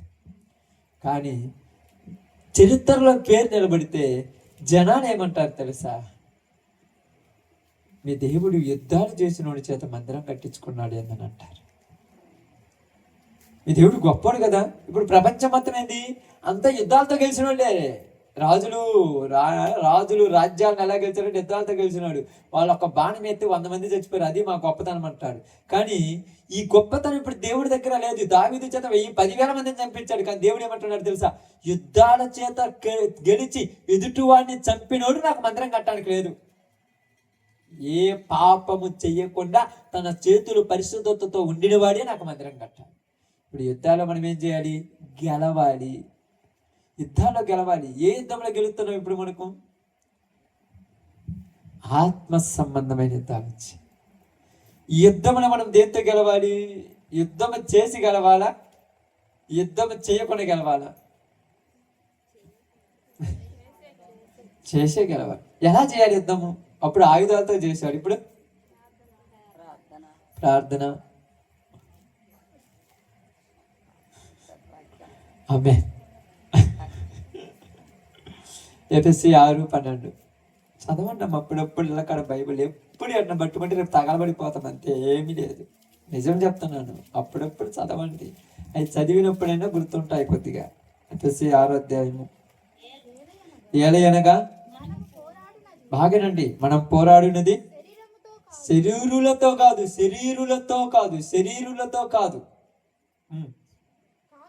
కాదు గాని ప్రధానులతోను అధికారులతోను ప్రస్తుత అంధకార సంబంధమగు లోకనాథులతో పోరాడుతున్నామని. ఎవరంట? ప్రస్తుత అంధకార సంబంధమగు లోకనాథులు, ప్రధానులతోను అధికారులతోను అంధకార సంబంధమగు. ఇప్పుడు ఎవరితో మనం యుద్ధం చేయాలి? ప్రధానులు. తెలుసా ప్రధానులు అంటారు? మీకు తెలుసు. రెండోది అధికారులు. అధికారులు అంటే ఎవరు తెలుసా? ఏ అధికారం కలిగి ఉన్నాడు అధికారి. మూడోది ప్రస్తుత అంధకార సంబంధముగు లోకనాథుడు. ఇప్పుడు యుద్ధం ఎక్కడి నుంచి ప్రారంభించాలి? డైరెక్ట్ ప్రధానమంత్రి కాడికి పోదు, అధికారుల దగ్గర పోదు, అంధకార సంబంధము లోకనాథుల దగ్గర నుంచి ప్రారంభమవుతుంది. ఈయనని గెలిచిన అనుకో నెక్స్ట్ ఎవరు? అధికారులు. వాళ్ళను కూడా గెలిచిన అనుకో అప్పుడెవరు? ప్రధానుడు. వాళ్ళను కూడా గెలిచిన అనుకో ఇక నిన్ను ఎవరు ఓడించలేరు. మరి ఎలా కలవాలి? చూడండి చదువుకోవడానికి ఎందుకు? ఆకాశ మండలం అందున్న దురాత్మల సమూహములతోను పోరాడుచున్నాము. అందుచేతను మీరు ఆపద్దినమందు వారిని ఎదిరించినట్లు సమస్తమును నెరవేర్చిన వారే నిలువబడుటకును శక్తిమంతులగునట్లును దేవుడిచ్చు సర్వాంగ కవచములను ధరించుకొనుడి. ఎలయనగా ఏందంట? మీ నడుమునకు సత్యమును దట్టి కట్టుకొని. ఎక్కడ కట్టుకోవాలి? నడుముకు. ఎందుకని? మీ నడుముకు ఏమన్నారు ఇక్కడ? సత్యమును దట్టి కట్టుకొని నీతి అను మైమరపు తొడుగుకొని. మీ నడుముకు సత్యమను దట్టి కట్టుకొని అన్నాడు. నడుము అంటే మనిషికి నడుము అనేది దేనికి ఉపయోగపడేది తెలుసక్క? నిలబట్టడానికి జరిగింది. అర్థమైందా? సత్యం అంటే ఏంటిది? వాక్యము. సత్యం అంటే వాక్యము, నిజము, అంతే కదా? కాబట్టి మీ నడుముకి ఎప్పుడైతే సత్యం అనే దట్టి కట్టుకుంటారో, మీరు ఎప్పుడైతే నిజాయితీ పరులుగా ఉంటారో ఎవరి దగ్గర మీరు తల వంచరు అని అర్థం. కానీ కొన్ని విషయాల్లో తల వంగుతాం తెలుసా? తల వంచడం అంటే తెలుసా మీకు? ఓడిపోతాం. ఏట దగ్గర? వాడు అధికారం అయితే, వాడు లోకనాథుడైతే, అంధకార సంబంధమగు లోకనాథుడి, తర్వాత ఆకాశ మండలం అందున దురాత్మల సమూహం. ఓడిపోతావు, నడిమొగ్గిపోతావు, బలహీనుడు అయిపోతావు. ఏమంటావు తెలుసా? నా వల్ల కావట్లా. ఏమన్నా కావట్లా నీకు? అమ్మా ఏమంటాం? అమ్మా పోలీసులు వస్తారంట, అధికారులు వస్తారంట, జైలు పెడతారంట, ఇళ్ళ నుంచి నెట్టేస్తారంట. నడుమొగ్గిపోయింది, నువ్వు వంగిపోతే నెత్తించి కాలు పెట్టేస్తున్నాడు. నడుముకేముండాలి? సత్యమనే దట్టి. నేను నిజాయితీగా ఉన్నాను, నా దేవుడు నాకు తోడున్నాడు, నాకెందుకు భయం? ఎక్కడికి పోయినా నా దేవుడు నాకు తోడుంటాడు. ఇప్పుడు యోహానుని ఎక్కడికి తీసుకెళ్ళేశారు? పద్మాసు దీపంలో. అక్కడ ఏముంది? చుట్టూ నీళ్ళని, మధ్యలో ఒక్కడే. ఎవరు లేరు. ఏడన్నా మనకు ఒక్క గంట ఒక మనిషి లేకపోతే ఇంకా 2వ గంటలో మనిషి కోసం వెతుకుతాం. ఆడుంటారా ఏడన్నా ఒక్క గంట కూకుంటారు. ఒంటరిగా చెప్పండి అమ్మ, ఏం చేయమంటావు? పొద్దు బాగా గోకవద్దంటే పొద్దు బాగా కాదు, పొద్దు పాక ఏమండదు. మీరు ఒంటరిగా కూర్చుంటే అమ్మట్లేరు. దేవుడికి తోడుంటే మీకు పొద్దు అనేది అసలు సరిపోదు. ఇంకా అంత తొందరగా అయింది. అప్పుడు 5 ఏం చేసావని? ఏం సాధించిన ఈరోజు నువ్వు? 5 కాకపోతే 6 అవుద్ది. ఏమైనా సాధించినవా? కనీసం లోకంలో 100 రూపాయలను సంపాదలేదు, దేవుళ్ళు ఒక ఆత్మనేం సంపాదలేదు. ఎందుకు పనికిరావు? శుభ్రంగా లోకంలో పోయి ఒక 4 రూపాయలు సంపాదించుకొని తగలబడినా పర్లేదు. అది కాదనట్లేదు. ఇట్టా ఉండే ఆత్మల సంపాదన కోసం ప్రార్థన చేయలేదు. ఓరకని బలహీనతలు ఎలక ఎక్కువ. ఓరకెళ్ళకాడ కూర్చున్నోళ్ళకి ఎక్కువ జబ్బులు. నువ్వేమని అనుకోండి, ఓరకెళ్ళకాడ ఉంటుంది చూడు, ఏం పని చేయకుండా. ఇలా ప్రతిరోజు జబ్బే. ఏం జబ్బు అంటే అదే. అరికాలు మొదలుకొని నన్నెత్త దాకా అన్ని జబ్బులే. 4 రోజులు ఎండకు పోయిన జబ్బు అంటే తెలుస్తుందేమో. మరి మేము ప్రార్థన చేయమంటే ప్రార్థన చేసినా జబ్బు ఉండదు. ఈ మోకాళ్ళ మీద కూర్చొని పొద్దు గూగులు ప్రార్థన చేస్తే ఆటం జబ్బు అవుతుంది. మరి ఏం చేస్తారు? ప్రార్థన చేయకుండా ఏం చేయకుండా అంటే ఆ మంచానికి అడ్డంగా, ఆ యొక్క ఇంట్లో అడ్డంగా ఉండటం వల్ల ఈ శరీరం ఏం చేస్తుంది తెలుసు? 1 గంట దేవుడు నిలబడితే ఎమ్మంటే వేడిని కోరుకోకుండా నీడను కోరుకుంటుంది. ఎడన్నా చల్లకుండా కడిగి పోదామని శరీరం కోరుకుంటుంది. నీ మనస్సు ఏమనిపిస్తుంది? అక్కడికి పోతే బాగుండి అనిపిస్తుంది. అప్పుడు వెంటనే అక్కడికి పిలిచేస్తుంది. నడుముకు సత్యం అనే దట్టి కట్టుకుంటే కరువు వచ్చినా, ఖడ్గం వచ్చినా, ఇరుకు వచ్చినా, ఇబ్బంది వచ్చినా, చివరికి ప్రాణం పోయినా ఈ నడుము వేరే దిక్కు వంచను నా దేవుని దగ్గర తప్ప. కానీ వంచుతాం, అది మీరే తెలుసుకోవాలి. నడుమునకు సత్యమును దట్టి కట్టుకొని మీ పాదములకు ఏం తొడుక్కోవాలంట? నీతి అను మైమరువు. నువ్వు నడుస్తున్నా, నువ్వు చూస్తున్నా, నువ్వు వెళ్ళి వెళ్తున్నా నీతిగానే నీ నిజాయితీగానే నీ మార్గం ఉండాలి. అది అడ్డదారి కాకూడదు. ఏదారంట? అడ్డదారి అయితే ఏమవుతుంది? రాత్రి నన్ను పోయిన శనివారం మనకు చెప్పాక తెలియని దారిలో పోతే ఏమవుతాయి? అందరికీ ఇబ్బందులు అవుతాయి, చివరికి మనమే పాడైపోతాం. నీతి అని మైమరువు దొరుకుంటే నీ దారి అదే ఉండాలి. ఇటుపక్క 100 మంది అంటారు, ఇటుపక్క 1000 మంది అంటారు, చుట్టుపక్కల నేను ఎంతో మంది ఆడిపోసుకుంటారు. ఇంత నిజాయితీగా ఉంటే ఏం సంపాదించును, ఏం సాధించును? ఇంత నిజాయితీగా ఉండటం వల్ల నీకేం ఉపయోగం ఉంది? అన్నీ నీతిపై చివరికి గెలిచేది నీతి. నువ్వు ఓపికతో ఉండాలి. నీతి అను మైమరువు తొడుగుకొని పాదములకు సమాధాన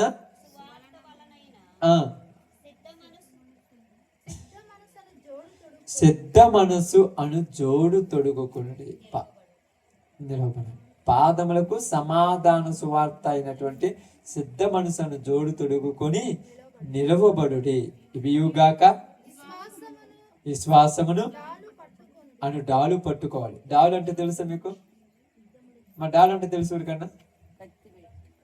డాలు అంటే కత్తి వేరు, డాలు వేరు. డాలు అంటే ఏంటంటే యుద్ధంలో వచ్చేటువంటి బాణాలను ఆపడానికి ఉంటుంది. అదొకటి. నీ విశ్వాసం ఏంటంటే ఇదిగో రేపు పొద్దున ఇది వస్తుందంటే నా దేవుడు నాడు ఏం కాదని చెప్పాలి. అది విశ్వాసం. చెప్తామమ్మా. శిష్యుల దగ్గర పోయి ఆయన అంటున్నాడు, యేసుప్రభు పేతురు నీటి మీద అర్ధాకి నడిచి మునిగిపోతుంటే అల్ప విశ్వాసి. ఎందుకు అల్ప విశ్వాసం వచ్చిందంటే అయ్యా గాలిని చూసి భయపడ్డాడు. ఏంటని చూసి? ఇప్పుడు ఏంటని చూసి భయపడుతున్నావు? గాలిని చూసే. అవునా కదా? అవునా కదా? గాలిని చూసి భయపడతాం. గాలి ఆడ కనపడుతుంది అంటే గాలి కనపడుతుంది, గాలి వార్తలు. ఇటు నుంచి ఒకడు వస్తాడు, రేపు ఇది జరుగుతుంటాడు. ఇటు నుంచి అబ్బాయి ఈ సంవత్సరం ఎండలు మామూలుగా ఉన్నవాడు చచ్చిపోతారు. ఇటు నుంచి ఒకడు వస్తుంటారు. ముందుగానే ఈ గాలి వార్తలు చూసుకొని అవునంట, ముందుగానే కూలర్ కావాలి, ఏసీ కావాలి, ఫ్రిడ్జ్ కావాలి, డిఎన్ఏ కావాలి, ఇవన్నీ రెడీ చేసుకోవాలి. ఇవన్నీ చేద్దాం. నాకు నువ్వు ఉండదు. నిండి చేసే ఏడా హాస్పిటల్ అడిగితే ఈ గాలి వార్తలకు ప్రపంచం భయపడవచ్చు, కానీ క్రైస్తవుడు భయపడకూడదు. ఏది ఎప్పుడు ఎలా జరగాలో నా దేవుడి స్వాధీనం. నాకెందుకు భయం? ఇక భయం ఉండొచ్చా? అప్పుడప్పుడు మీరు పడతాను, ఏది ఏమైనా కానీ అంతే కదా పాట. ఏది ఏమైనా కానీ నేను నీతోనే ఉంటానయ్యా. ఏది ఏమవలసిన పనిలే. శుభ్రంగా చెప్పండి. చూడండి, ఏమి లేదు, కొంచెం ఇబ్బంది అయిందంటే మేము రాములే, మా వల్ల కాదు ఈరోజు ప్రార్థన. ఏదన్నీ ఏమన్నా అవ్వాల్సిన పని ఉందా? ఈ యుద్ధము ఈరోజు మనం చేస్తున్నాం. ఆయన చేసిన యుద్ధములు దేవుడు తోడుండి ఆయన అలా గెలిపించాడు. ఇప్పుడు నువ్వు చేస్తున్న యుద్ధములు దేవుని వాక్యమును నువ్వు చేత పట్టుకొని, సమాధానమును సిద్ధ మనసు తొడుక్కొని, సువార్తను నువ్వు చేత పట్టుకొని, నీతి అను మైమరువు తొడుక్కొని, దేవుని యొక్క ఇష్టానుసారంగా నువ్వు యుద్ధం చేస్తే ఇటుపక్క 100 మంది మరుగుతున్నా చెవుటోడుగా ఉంటావు. ఇటుపక్క 100 మంది నీ మీద రాళ్ళేస్తున్నా గుడ్డోడుగా ఉంటావు. ఇటుపక్క ఎంతమంది నేను చూస్తున్నా ఒక రకంగా చెప్పాలంటే సచ్చిన శవంలాగా రోసము లేనోడుగా ఉండాలి. యుద్ధం గెలవాలంటే ఎన్ని ఉండాలి? ఉంటాయా? ఉంటాయమ్మా? ఏదేం లేదు. మన మధ్యలో చూద్దాం. ఈరోజు మనం ఏమి కూడా శనివారము సాయంకాలం ఇక్కడ ప్రేయర్ పెట్టుకోవాలి, అంతే కదా? ముందు ఒక అరగంట కానీ పావు గంట కానీ ముందు నేను వస్తున్నా. మనకంత ఓపిక లేదు. ఇక్కడ వస్తే ఎవరైనా వీడికొచ్చి ఇప్పుడు చర్చి కాడ ఇదంతా ఊడ్చి శుభ్రం చేసి ఎవరైనా ఏమైనా అనుకుంటారేమో, అంతే కదా? మీరని కాదు, నేను చెప్తాను. మీకని కాదు, ఒక్కళ్ళకని కాదు, మనం ఇది ఊరికైనా చెప్తున్నాను. ప్రతి ఒక్కరికి మాట్లాడుతున్నాను. ప్రతి ఒక్కరి విషయంలో ఇక్కడ ఆలోచించండి. ఏమైనా అనుకుంటారేమని ఎవరికి అనిపిస్తుంది అంటే సిద్ధ మనసులేనోడు. మీరు వచ్చేస్తారు, మీరు పనికి పోయి వస్తారు, మీరు అన్ని చేస్తారు, మీకు అన్నీ ఉంటాయి కాదనట్లేదు. కానీ ఇక్కడ ఒక విషయం చెప్తున్నాను చూడండి. మందిరమును రెడీ చేయాలంటే ఏముండాలి? ఇప్పుడు నేను పనికి పోయి రావచ్చు, నాకు బిజీ, నేను షెడ్యూల్, మీరు పనికి పోయి రావచ్చు, కానీ అర్హత ఉంటేనే ఆడికి వస్తాం. మనం ఏం చేద్దాం, మనం అనుకోవచ్చింది ఇప్పుడు అయిపోయిన తర్వాత మీరు అవన్నీ తుడుస్తుంటారు. ఒకసారి మేము తుడవాలని మాకున్నప్పుడు మేము తుడవలేము. ఎందుకు? అది మాకు అర్హత లేదు, అది మీకు అర్హత. అందుకన్నాడు నీ చేత కాదు అన్నాడు. అంతే. మనం అనుకుంటాం అన్ని చేయాలని ఎంతున్నా ఎన్ని అడ్డంకు పనులు వస్తాయి చెప్పండి మీకు? రావని ఎవరన్నారా? దావీదుకి ఎంతో నిర్ణయం ఉంది, ఎన్నో రెడీ చేసి పెట్టుకున్నాడు. ఏం చేసి పెట్టుకున్నాడు తెలుసా? దేవదారు రాళ్ళు ఎన్ని తెచ్చిపెట్టారంటే మీరు తర్వాత దినవృత్తాంతంలో చదువుకోండి. ఇటువల్ల బంగారం అంట కుప్పలు వేసి పెట్టారంట, వజ్ర వైడూర్యాలు కుప్పలు వేసారంట. ఎండంట దావీదు కాలం అంటే లెక్కకు రాలేదంటే తెలుసా? గులకరాలు ఎలా ఉంటే అట్ట పోసి పెట్టారంట. ఎందుకు దావీదు ఎన్నంతే? దేవుని మంది నువ్వు కట్టచ్చుగా, నాకు అర్హత లేదు, నా చేత కాదని చెప్పాడు. ఇన్ని పెట్టుకొని నువ్వు ఎందుకు కట్టలేవు? నీకు ఎన్నున్నా నీ చేత కాదంతే. అర్థమైంది ఇప్పుడు? చేత కాదని ఎందుకు అన్నాడంటే ఇవన్నీ ఉన్నా నీ చేత కాదు, నా చేత కాదంతే, మన అల్ల కాదంతే. మనం ఎందుకు చేయలేమంటే చేయలేం, అది దేవుడు ఇస్తేనే. అర్థమైందమ్మా? దేవుడు ఇస్తేనే. అదే ఇప్పుడు చెప్పింది ఇక్కడ బైబిల్ చెప్తాను స్పష్టమైంది ఏంటంటే, ఇప్పుడు మన పిల్లలు ఉన్నారు పాపము, వీళ్ళు ఏదైనా ఒక పని కానీ ఏదైనా ఉన్నారనుకోండి, దానికి ఉద్యోగం చేస్తున్నారు. మీరు ఇప్పుడు ఒక వారం రోజులు అడిగారు బావాలంటే ఇక్కడ మీరేం మాట్లాడటానికి లేదుగా. ఎందుకని? జీతం. కానీ ఇక్కడ జీతం, ఆత్మీయ జీతం ఉంది, కానీ దీనికి మనకు అర్హత ఉండాలి. అని కూడా ఒక 4 రోజులు ప్రేమకి వేరే ఊరు వెళ్ళాలి, మనం ప్రార్థన చేసి రావాలంటే ఏమంటారు? మాకే ఆడబోతుంది. అంతే కదమ్మా? ఇప్పుడు చెప్పండి, ఫేస్ టు ఫేస్ మాట్లాడుకుని ఏమో మొహమాటం లేనుకొని మాట్లాడుకోండి, మాకెక్కడ కుదురుద్ది. అంతేనా కాదా? మీరు సేవకులు, మేము సేవకులమే. ఇప్పుడు మాకు కూడా పనులు ఉంటాయి, మీకు పనులు ఉంటాయి. సేవకుడైనా కూడా నాకు అర్హత లేకపోతే నేను కూడా బాగాలేను. మీరు అనుకుంటారేమో నాకు అర్హత లేకపోతే నేను కూడా. అర్హత ఉండాలంతే. నీ చేత అవుద్దని నువ్వు అనుకుంటున్నావేమో, వెంటనే వెళ్ళి దావీదుతో చెప్పు.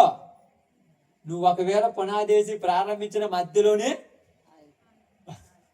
అవునా, ఇప్పుడు దావీదు ఏం చేయాలి? నేను ఎంత సిద్ధం చేసినోడిని నేను గట్టియకుండా ఆపేవాడు ఎవరైనా వచ్చిండా? వస్తే ఏమవుద్ది? తుప్పు పట్టిపోద్ది. ఇనుము కూడా తుప్పు పడిపోద్ది. తవ్వినటువంటి పునాదులు కూడా కుక్కలు ఎరిగిపోతాయి. అర్హత కలిగిన వాడు వచ్చేంత వరకు అది ఆగాల్సిందే. అర్హత కలిగిన ప్రభు అయిన యేసుక్రీస్తు వారు వచ్చేంత వరకు ఆ చరిత్ర నిలబడాలంతే. ఎంతమంది రాలేదమ్మా? వేల మంది, కోట్ల మంది, లెక్కకు మించిన వాళ్ళు రాలేదా?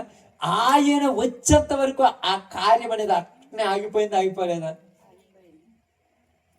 మనం అనుకుంటాం లోక కళ్యాణం జరగటానికి ఎంతో మంది లేరంటే ఎంతమంది ఉన్నా కుదరలా. ఆయన రావాలి, ఆయన వచ్చి ఈ కార్యం జరిగించాలి, అప్పుడే మనం పరిశుద్ధులుగా మారాలి. ఆ కార్యం జరగనంత వరకు దావీదు యేసుక్రీస్తు వారి కాలంలో ఉంటే ఆయన పాపాలన్నీ రక్తము చేత కడగబడిపోయి నువ్వు కూడా వాక్యము ద్వారా మరలా కనబడ్డావు, నువ్వు అర్హుడు అయిపోయాడు. కానీ అంతకుముందు అవకాశం తగ్గిపోయిందమ్మా. ఇదే కాలం అని రాయబడింది బైబిల్ గ్రంథంలో. కృప. అంతకుముందు దావీదు కృప ఉందా లేదు? ఇప్పుడు చెప్పాలి. ఉంది. మరి దావీదు కృప ఉన్నప్పుడు ఇప్పుడు దావీదు కూడా అర్హుడు అవ్వాలి కదా. చాలా అంటే బైబిల్ చాలా మీకు ఒక స్టడీ ప్రకారంగా చెప్పగలగాలి, కానీ ఇప్పుడు మీకు అర్థం కాబట్టి చెప్తున్నాను బాగానండి. ఒక పరిస్థితి ఏం చెప్తున్నానంటే, ముందు నీ మనస్సు దాని మీద నిమగ్నమై ఉండాలి. అది అంతే కదమ్మా. ఇప్పుడు మీరు పనులకు ఎక్కువ పోవడం వాళ్ళు ఇక్కడ ఉన్నారు, మా అమ్మాయి కొంతమంది ఉన్నారు కదా. మీ మనస్సు ఈ బైబిల్ చదవాలన్న తప్పనుంటే మూలం దాన్ని బయట తీసుకొచ్చి ఇంట్లో పోయేమన్నా కూడా బైబిల్ చదువుకుంటానే చెప్పుకుంటాం. అంతేనా కదా తల్లి? అసలు ఇది నువ్వు ప్రార్థనకు పోయి వచ్చుంటారు, మళ్ళీ ఎన్ని రోజులైంది మీరు తెలిసి చెప్పండి. నిజంగా ఒక పాపము ఏదో ఉపమానం చెప్తున్నాను, కళ్ళద్దాలు కదా, కళ్ళద్దాలు మర్చిపోయిందంట. నా కళ్ళద్దాలు కూడా నేను మొత్తం ఎదుగుతుందంట. ఎన్ని నెలలు ఎందుకు పోయిందంట? 2 నెలలు అయిపోయి ఎక్కడ ఉన్నాయి కూడా కనరాలేదన్నట్ట. అన్నిటికీ అందంట. చివరకు పోయి ఒకరోజు ప్రార్థన పోయి బైబిల్ తెరిచి చూద్దాం అంటున్నాయంట. పాస్టర్ గారు, నా కళ్ళద్దాలు దొరికి ఏడున్నాయంటే బైబిల్ ఉన్నాయంటే, అంటే నువ్వు 6 నెలల నుంచి బైబిల్ అంటే ఎందుకు చెప్తున్నానంటే, ఇక్కడ మీకు చెప్తున్నాను, మీరేమన్నా అనుకోండి, ప్రపంచంలో జీవించటానికి లోక విద్య ఎంత అవసరమో పరలోకంలో జీవించటానికి ఆధ్యాత్మికమైన బైబిల్ విద్య అంతే అవసరము. ఈరోజు చాలా మందికి మీకు అది అర్థం కాదు. రెండోది, ఖాళీ టైంలో టైం పాస్ కోసం రీల్స్ చూసుకుంటారు కానీ నెట్ లేకపోతే పక్కన వాళ్ళని అడుక్కొని మరీ నీ రీల్స్ చూస్తారు కానీ బైబిల్ తెరిచి చదవటం మనకు మనసు లేదు అసలు. మీరు చాలామంది అంటారు నాకు మనసు రావట్లేదంటే నీకు అర్హత లేదు, పట్టుకునే అర్హత లేదు నీకు, అంతే. దీన్ని పట్టుకోవాలంటే ఒక అర్హత ఉండాలి. వల్ల అవుతుంది అనుకున్నారా? దీన్ని పట్టుకోవాలంటే ఏముండాలి? ఒక అర్హత ఉండాలి, ఒక వాల్యూ ఉండాలి. ఎవరు పడితే వాడు పట్టుకుంటే దీనికి విలువేముంది? మీరు అంటారు ఎందుకు 250 గుంటలు అంతది, ఎంతమందికి చిన్న బైబిల్స్ మనం పంచలేదమ్మా, కానీ ఒక్క దగ్గర ఉంది చూడండి. రోజుకు ఒక బైబిల్ తీసుకొచ్చుకుంటారు. మరి అసలు ఏమైంది? దానికి విలువ లేదు. వాడిని అర్హత లేనోడిని ఎంత తీసుకొచ్చాడు కూర్చోబెట్టినా దానికి ఏం కాడు? సెట్టుగాడు. కాబట్టి దేవుడు అంటున్నాడు ఆత్మ సంబంధమైన మందిరముగా కట్టబడటానికి ఇప్పుడు మన చేత యుద్ధములు చేయిస్తున్నాడు. దావీదు తెచ్చినట్టుగా కత్తులతో గొడ్డలతో కాదు యుద్ధం, ప్రేమతో సమాధానముతో. ఆమేన్. దీంతో ప్రేమ సమాధానం, ఈ సమాధానం ప్రేమతో యుద్ధం చేయాలి. ఇప్పుడు యుద్ధములను గెలిస్తే మనం ఏమంటున్నారు పేతురు రాసిన పత్రికలో అని 1:2-5 అనుకుంటాను చూడండి. మొదటి పేతురు 2:5లోన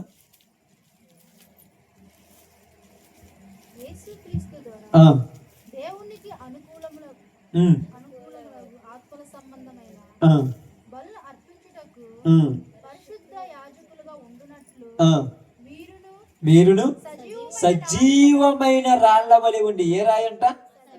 సజీవమైన రాళ్ల వలె ఉండి ఆత్మ సంబంధమైన మందిరముగా కట్టబడుచున్నారు. కట్టువాడెవడు? ఎవరమ్మా? దేవుడు, తండ్రి అయిన దేవుడు.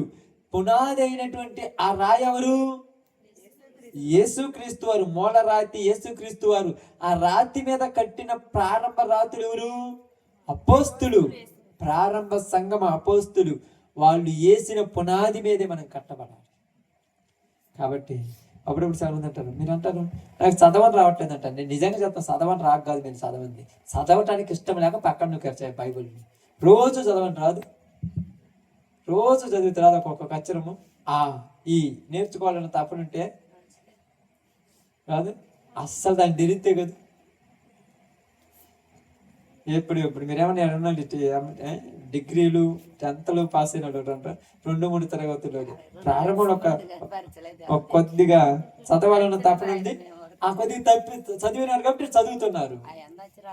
ఇప్పుడు 10th చదివిన వాళ్ళు కూడా ఉన్నారు కదా మేడం, ఇంటర్మీడియట్ చదివిన వాళ్ళు కూడా ఉంటారు కదా కొంతమంది. వీళ్ళు మాత్రము బైబిల్ తీసిమంటే ఏందా బైబిల్ చదవటము కదా. అంటే మిక్సీలో ధనియాలు, అల్లము, చెన్నుల్లిపాయలు మొత్తం ఎత్తి మిక్స్ అయిపోతే మెత్తగా ఉన్నట్టు. కానీ రోజు మీరు ఇంటికాడ దీన్ని మిక్సీ చేస్తే వీడికి రాగానే టక చదివేస్తారు. హగ్గయి గ్రంథం ఏడుందంటే ఎతుకుతుంటారు. ఎక్కడ? ఆ ఫస్ట్ ప్రతి వాళ్ళకి బైబిల్ ఇచ్చేటప్పుడు ఆ ఫస్ట్ పేజీ చెప్పారంట. ఎందుకంటే ఆడ బైబిల్ ఫస్ట్ పేజీలో మత్తయి సువార్త అంటే పక్కన నెంబర్ వేసి ఉంటాడు, లూకా సువార్త అని పక్కన నెంబర్, హగ్గయి గ్రంథం పక్కన నెంబర్. ఆ పేజ్ జింగెత్తే వీళ్ళ ఎదికేలో ప్రార్థన కూడా అయిపోద్ది. ఎతికలో ప్రార్థన అయిపోద్ది. అది ఆడుందో తెలియదు. తర్వాత అంటే ఆడుంది అంటారు. అది ఆడుంటే మనకి ఎదికలే.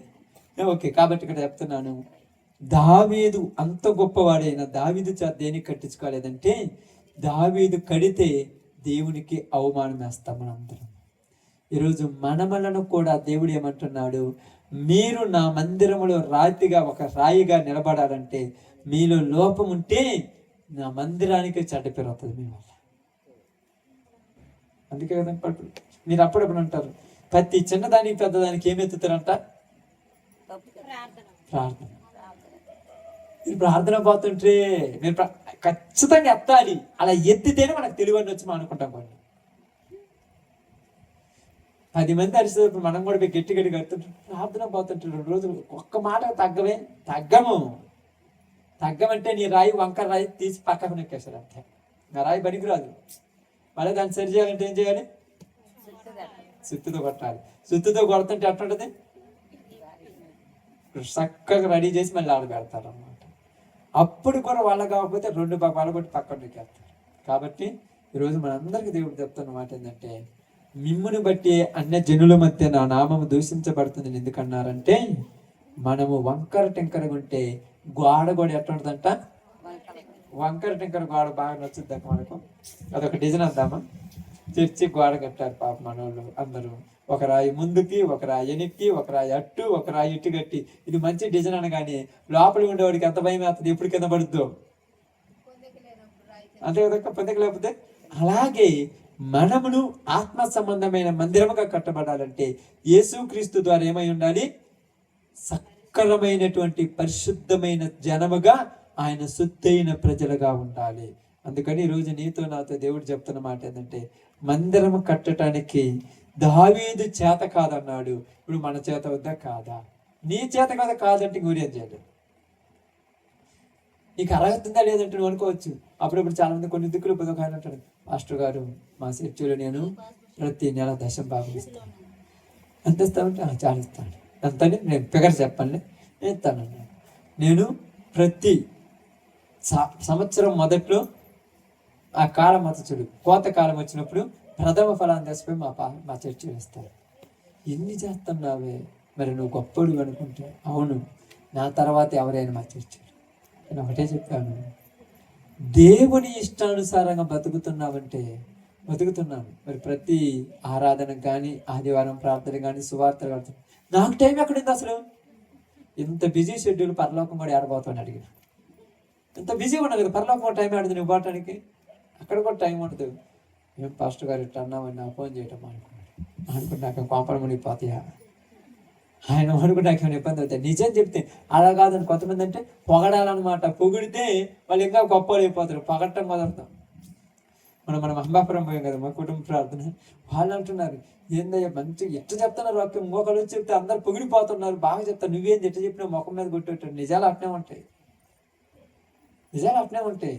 తర్వాత చాలా మంది అన్నారు ఎట్లా చెప్తే మేమెందుకు రాము, అందరూ ఎందుకు అది కావాలి ఇది కావాలి ఇయ్యాలి అంటారు. ఏంటి ఏమి రామని చెప్పిపోయాడంటే, నువ్వు కరెక్ట్గా లేకపోతే నీకు ఎన్నున్నా అన్ని బూడిదలో పోసిన పన్నీరు. నీకు ఎన్నున్నా 10 కోట్లు ఉన్నా నువ్వు కరెక్ట్ లేకపోతే వేస్ట్, నువ్వు అనుభవించడం వారిని. కాబట్టి మందిరము కట్టాలంటే నీకు అర్హత ఉన్నదా లేదు ఈరోజు నిర్ణయించుకో. అర్హత లేకపోతే ఈరోజు చెప్పుకోండి ఏం చేయాలి, అబద్ధాలు, బూతు మాటలు, కోపాలు, వ్యసనాలు, అసూయలు, అనుమానాలు, ద్వేషాలు, చాలా ఇవన్నీ చెప్పి ఒకటా రెండా, ఇవన్నిట్లో ఏదున్నా నీకు అర్హత లేనట్టే, ఏదున్నా అర్హత లేనట్టే. మరి ఏం కావాలంటే దాన్ని తీసేసుకోవాలి. దాన్ని తీసేసుకోవాలంటే ఏం కావాలి, ఏం కావాలమ్మా చెప్పండి, ప్రార్థన చేద్దాం. దాన్ని తీసేసుకోవాలంటే ఏం కావాలి, చచ్చిపోవాలి. ఇప్పుడు శరీరంలో భాగాలు ఉన్నాయి కదా కొన్ని. ఇప్పుడు చీటికి వాడికి చెయ్యి లేస్తుంది అనుకో, చెయ్యి లేకుండా ఉంటే ఏం కావాలి, చేతికి సచ్చుబడి రావాలి. ఇంకా లేదుగా,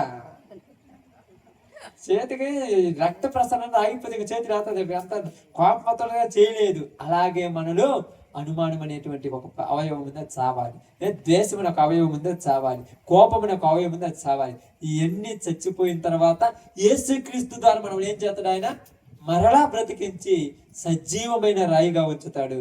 అప్పుడు ఎంతమంది ఎన్ని మాట్లాడుతున్నా వాళ్ళందరూ దేవుడు దీవించును గాకని ప్రార్థన చేస్తారు.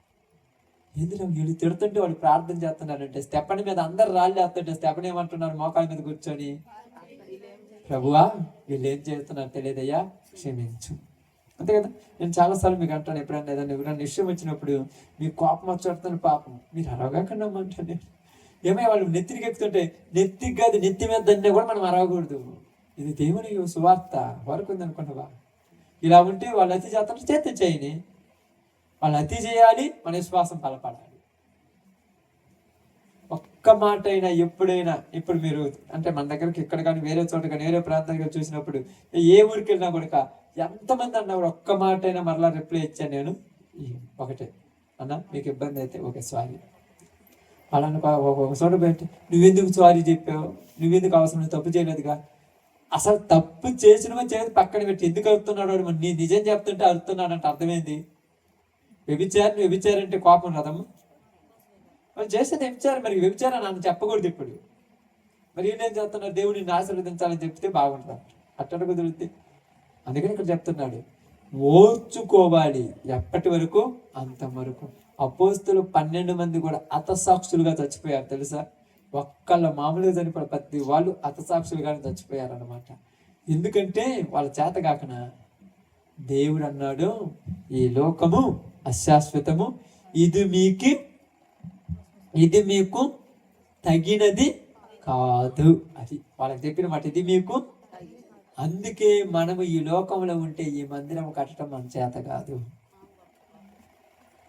ఈ లోకంలో ఉంటే మందిరం కట్టడం చేత కాదు. కాబట్టి మీరు ఏది చేసినా ఎలా చేసినా దావీదు దేవుడి యొక్క నిర్ణయించినట్టుగా సులోమానును పుట్టించినట్టుగా మరలా మనల్ని లోకంలో నుంచి తనలోనికి తీసుకొచ్చుకొని ఆధ్యాత్మికమైనటువంటి బిడ్డలుగా పుట్టించుకున్నారు.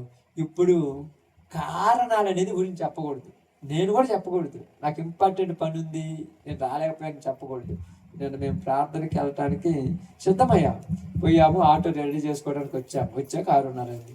ఆటో బాగలేదు, దేవుడికి తెలుసు అనకూడదు. ఆ రోజు అక్కడ పోవటానికి నాకు అర్హత లేదంతే. ఇవన్నీ కారణాలు, కహానీలు అట్లా పోయా, ఇవన్నీ పొట్టించి మాటలు. ఆ రోజు ఎందుకో దేవుడు నీకు అర్హత లేదు, ఆగేమని చెప్పాడు కాబట్టి ఆగిపోయాను అంతే. అంత కాకుండా నేను ఆటో బాగలేకపోయాను, ఎటు పోయాను, ఇవన్నీ పిచ్చి మాటలు నా దృష్టిలో. అంతగా చెప్పింది ఏమని రాబడింది, విందుకు పిలవబడిన వారు అర్హులు కాదు గనుక వేరే వాళ్ళని తీసుకొచ్చి కూర్చోబెట్టారు ఆడ. బైబిల్ గుర్తుండాలి మనకు. అప్పుడు మనం ఏమంటాం, ఒకసారి కొంతమంది పాస్టర్లు కొంతమంది అంటారు, ఈ రోజు నాకు కొద్దిగా రాలేకపోయిన వేరే కుదరలేదంటే, నాకు అర్హత లేదు చోట నేను ఎందుకు కోపడంటారు దేవుడు. అర్హత లేదంతే. ఇది నా చేత కాదు, నేను చేయాల్సింది కాదు. అది చేయటానికి వేరే వాళ్ళు వాళ్ళ చేత చేయించుకుంటారు. అందుకని మీరు చేయాల్సింది మీరే చేయాలి, నేను చేయాల్సింది మేమే చేయాలి. ఎవరు చేయాల్సింది వాళ్ళు చేస్తే, ఎవరి పని వాళ్ళు చేస్తే అప్పుడు మందిరం చక్కగా కట్టబడుతుంది. తెలుసా, మాలు కలిపేవాళ్ళు, రాళ్ళు అందించేవాళ్ళు, తాపీతో కట్టుకొని మేస్త్రి పని చేసేవాడు చేయాలి. ఈ ముగ్గురు కలిపితేనే జరుగుద్ది. ఈడే మాలు కలుపుకొని, ఈడే రాయి అందించుకొని, ఈడే పైన పెట్టి మళ్ళా తీసుకొచ్చారు, అసలు పని జరుగుద్ది. అసలు దారానికి ఉండదు, చక్కకూడదు, అదంతా వంకర అయిపోద్ది. ఇక నుంచి ఎంత కట్టగానే మళ్ళా కింద పడితే మళ్ళా కింద నుంచి కట్టుకోవటం. అందుకని మీ పరిచర్య మీది, మీ పరిచర్య మీది, మా పరిచర్య మాది. దేవుని సేవకులు చేసేది ఉంటుంది, విశ్వాసులు చేసేది ఉంటుంది, సంఘ పెద్దలు చేసేది ఉంటుంది, పరిచారకులు, ప్రతి ఒక్కటి. వీళ్ళందరికీ రేపు బహుమానము ఒక్కటే, అది తేడా ఉండదు. ఎవరు ఎక్కువ కష్టపడితే వాడికి అంతే. మీకు తెలుసు కదా ఉపమానము. ఒకడంట మనం 9 గంటలకు వచ్చాడు, 11 గంటలకు వచ్చాడు, 1 గంటకు వచ్చాడు, 3 గంటలకు వచ్చాడు, 5 గంటలకు వచ్చాడు, 6 గంటలకు అందరిని ఇంటికి పంపిస్తా అందరు కూర్చున్నారంట కూలీలు ఇవ్వని. ఫస్ట్ రోడ్ దగ్గర పోయాక 5 గంటలకు వచ్చినప్పుడు పోయాక ఒక దేగారికి ఇచ్చాడంట. 9 గంటలకు వచ్చినాడు అనుకుంటే అమ్మ నాకు ఎక్కువ అనుకున్నాడంట. 3 గంటలకి ఒకటి ఇచ్చిందంట, 11 గంటలకి ఒకటే ఇచ్చిందంట, 9 గంటలకి ఒకటి ఇచ్చిందంట. ఏందయ్యా నీకు ఎట్ట అయింది అంటున్నాడు. ఎందుకు నేను అన్యాయస్తుడు అన్నంట. నేను నీకు కూలి ఎంత ఒప్పుకున్నాను, నీ దినాలు నీకు ఇచ్చినాగా. మరి వాడు 5 గంటలకు వస్తే నేను నా సొమ్ము నా ఇష్టం వచ్చినట్టు, నా ఇష్టం వచ్చినట్టు నీకెందుకు అసలు అంటే, నేను వాడికి రూపాయి ఇవ్వటమో నీకు ఒక దేనారం ఇవ్వటమో నీకు నిన్ను అడిగియాలా?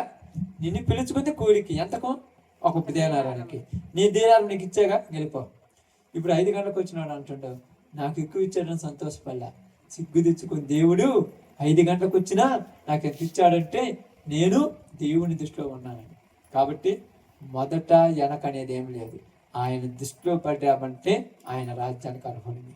ఆయన దృష్టిలో పడాలంటే ఈ లోకంలో వదిలిపోవాలంటే. ఓకే, అందరు తల వంచండి, ప్రార్థన చేద్దాం. ఆయన మందిరమును కట్టుటకు మనం సిద్ధపడటానికి ఉన్నాం. అందరి ప్రార్థనకి